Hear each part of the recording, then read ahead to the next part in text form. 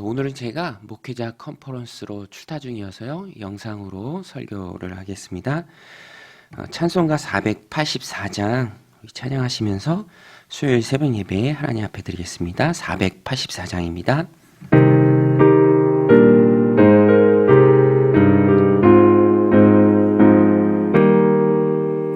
내 맘에 주여 소망 되소서. 주 없이 모든 일 헛되어라. 밤에나 낮에나 주님 생각, 잘 때나 깰 때 함께 하소서. 지혜의 주여 말씀으로써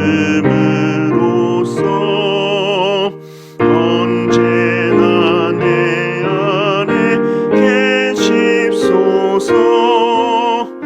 주는 내 아버지 나는 아들, 주 안에 내가 늘 함께하네.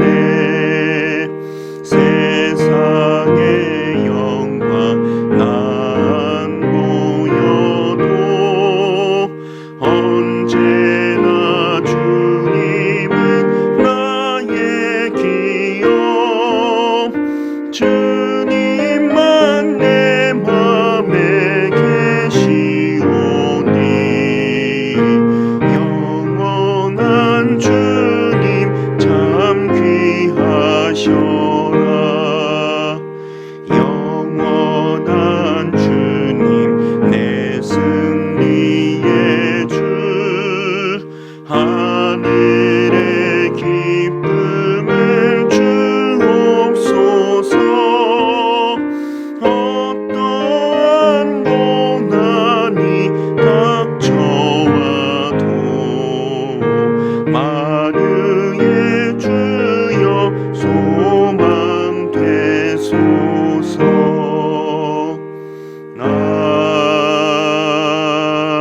아멘. 네, 하나님의 말씀 사무엘하 18장 19절로 33절입니다.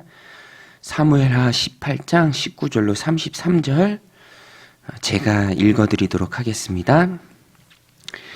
사독의 아들 아히마아스가 이르되 청하건대 내가 빨리 왕에게 가서 여호와께서 왕의 원수 갚아주신 소식을 전하게 하소서.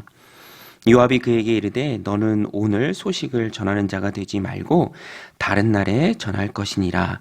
왕의 아들이 죽었나니 내가 오늘 소식을 전하지 못하리라 하고, 요압이 구스 사람에게 이르되 내가 가서 본 것을 왕에게 아뢰라 하매 구스 사람이 요압에게 절하고 다름질하여 가니, 사독의 아들 아히마아스가 다시 요압에게 이르되 청하건대 아무쪼록 내가 또한 구스 사람의 뒤를 따라 달려가게 하소서 하니, 요압이 이르되 내 아들아 너는 왜 달려가려 하느냐. 이 소식으로 말미암아서는 너는 상을 받지 못하리라 하되 그가 한사코 달려가겠노라 하는지라. 요압이 이르되 그리하라 하니 아히마아스가 들길로 다름질하여 구스 사람보다 앞질러 가니라.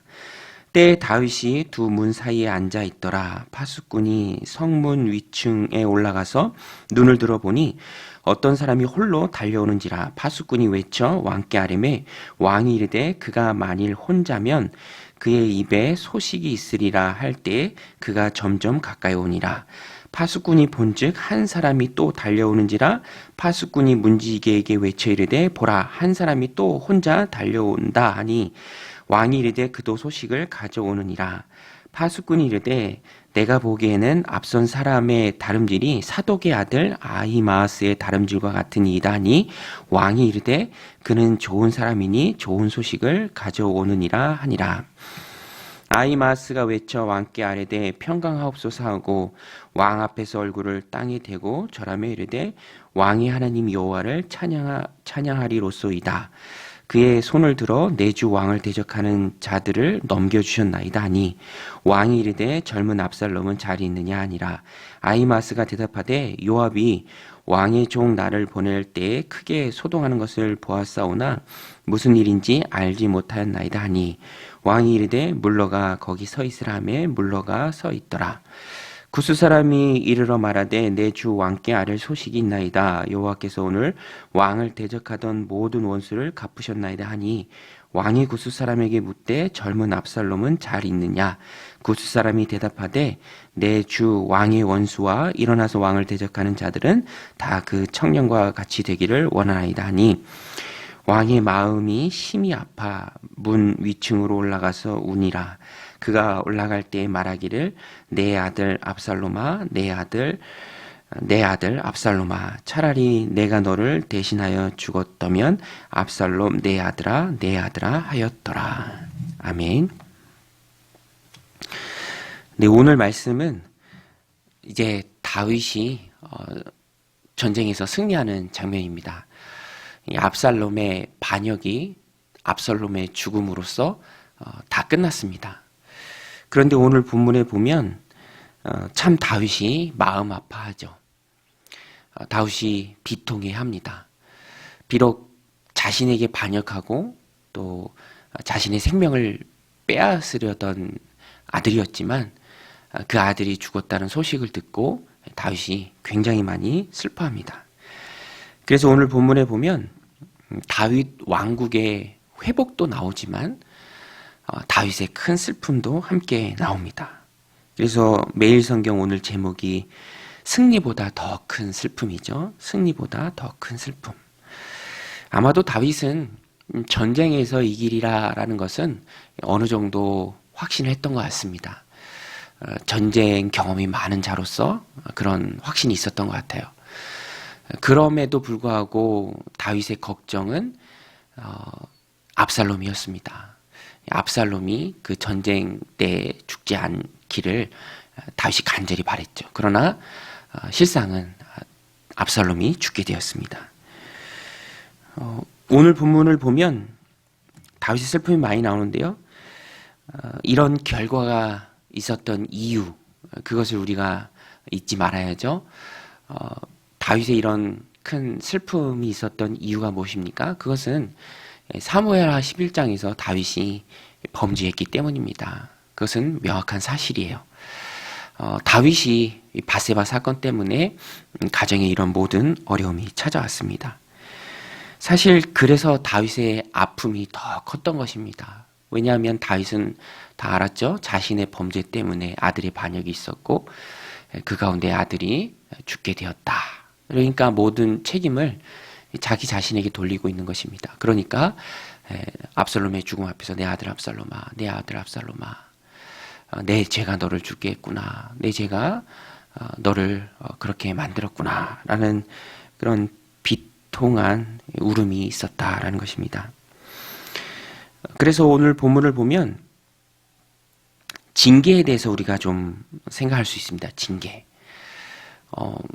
어떤 면에서는 이런 모든 일련의 과정이 다윗을 향한 하나님의 징계였습니다.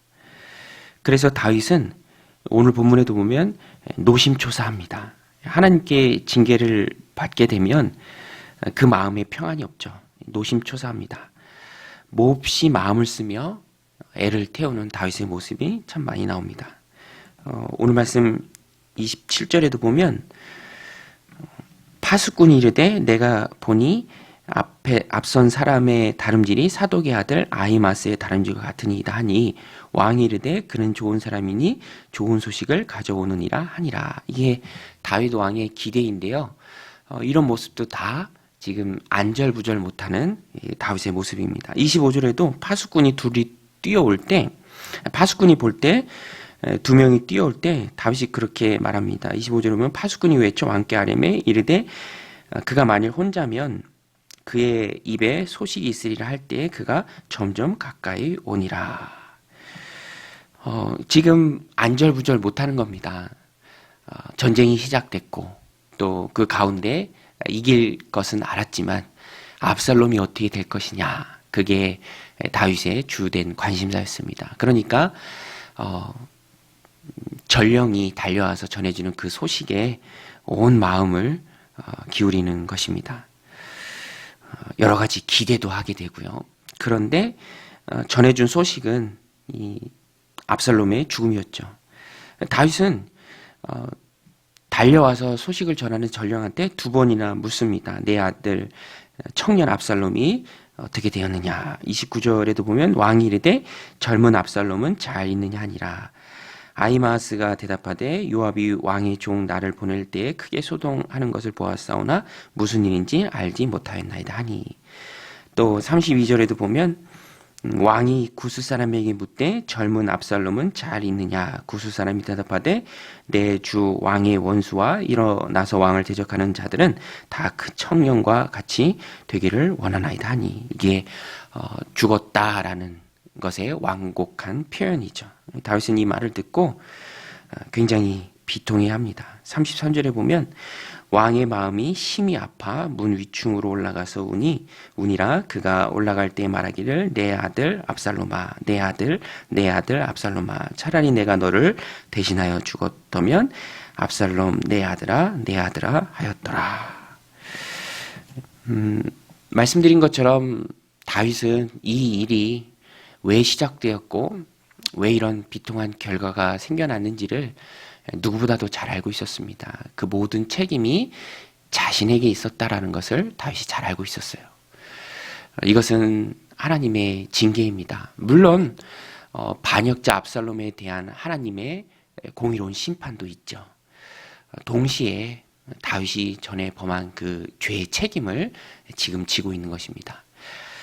그래서 오늘 우리가 이 말씀을 대하면서 하나님의 징계가 있다라는 것을 우리가 잊지 않기를 원합니다. 물론 신약시대를 살아가는 우리는 예수 그리스도 십자가 보혈로 예수님을 믿음에 그 보혈로 다 씻겼습니다. 예수님을 영접함에 하나님의 자녀가 되었죠.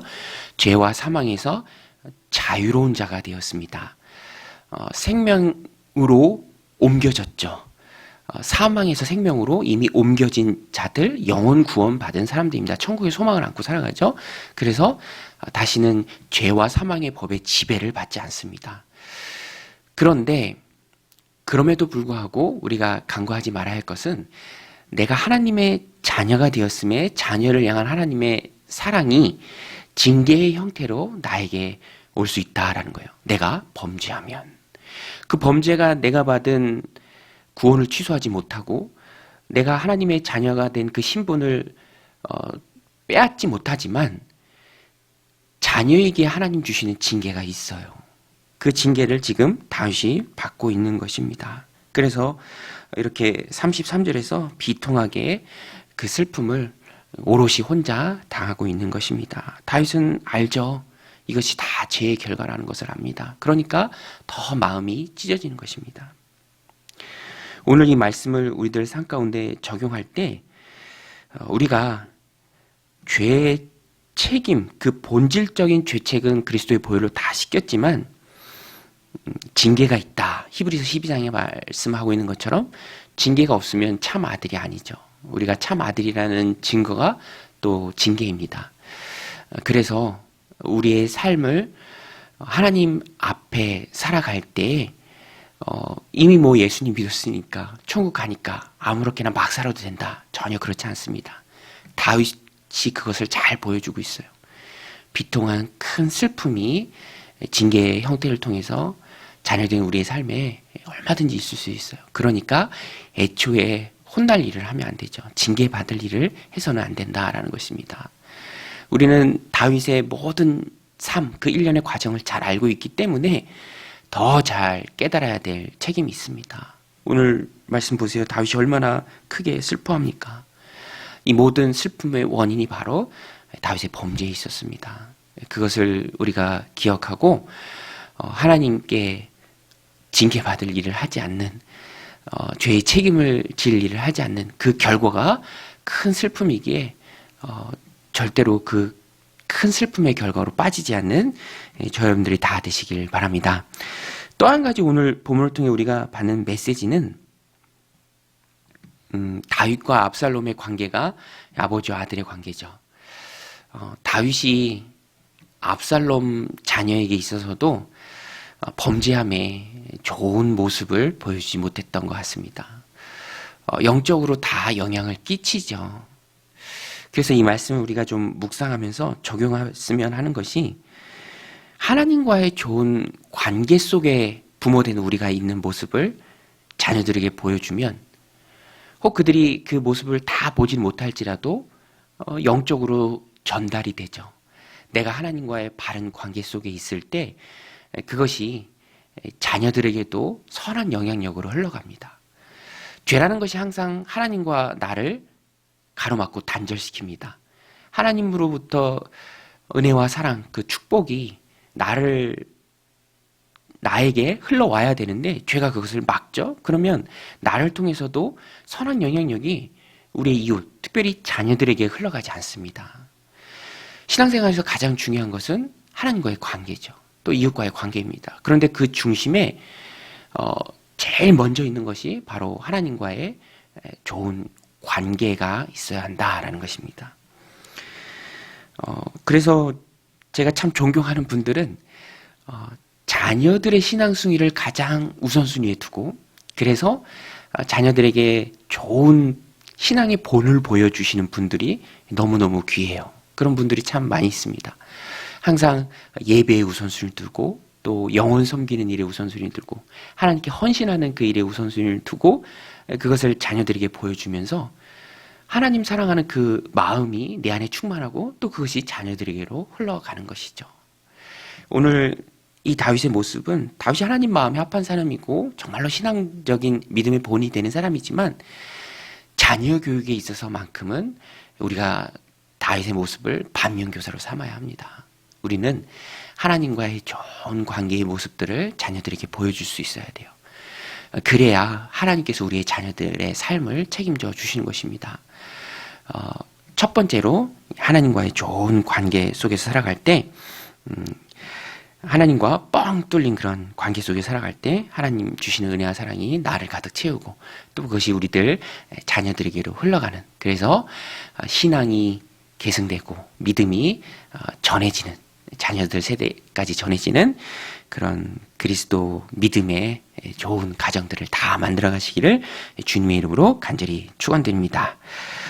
우리 같이 기도하겠습니다. 하나님 아버지, 오늘도 고난 단잠에서 깨워주시고 또 이 새벽 하나님 앞에 나아 기도하게 하심에 감사를 드립니다.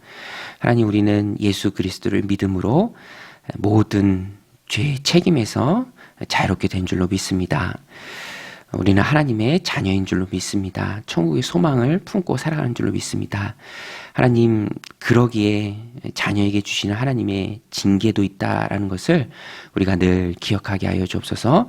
믿음의 길을 곧게 걸어가게 하시고, 범죄함에 빠졌을 때 자녀에게 책망하신 하나님이 계시다는 것을 우리가 한순간도 잊지 않게 하여 주옵소서. 그래서 하나님 기뻐하시는 길을 힘께 걸어가는 우리가 되게 하여 주시옵소서. 하나님, 하나님과의 바른 관계 속에서 또 자녀들에게 선한 영향력을 끼치길 원합니다. 주님께서 은혜 부어주셔서 자녀들의 신앙을 가장 우선순위에 두고 살아가는 우리가 되게 하여 주옵소서. 하나님 섬기는 바른 모습을 자녀들에게 보여주게 하시고, 그것이 영적인 선한 영향력이 되어서 자녀들의 심령을 가득 채우게 하시고, 저들도 하나님 책임져 주시는 귀한 인생을 살아가는 축복된 가정 다 되도록 주님 역사하여 주시옵소서. 예수님의 이름으로 감사하며 기도드리옵나이다. 아멘. 우리 주기도문으로 오늘 예배를 마치겠습니다.